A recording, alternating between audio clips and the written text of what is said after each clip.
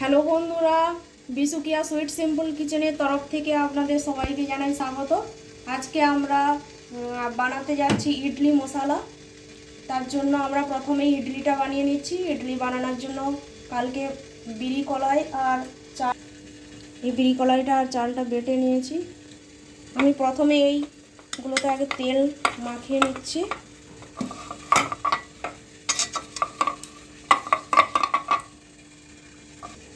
এরপর আমি এটাই দিয়ে দিচ্ছি এইভাবে।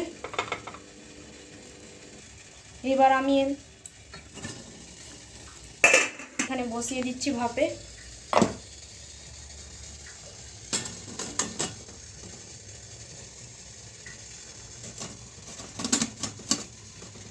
তারপরে এতে ঢাকা দিয়ে দিচ্ছি।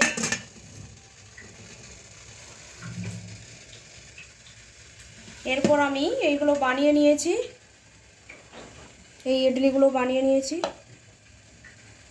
এরপর আমি এগুলোকে 4 পিস করে কেটে নিচ্ছি।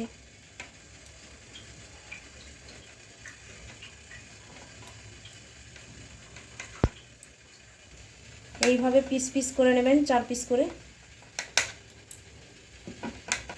সব কাটা হয়ে গেছে আমার।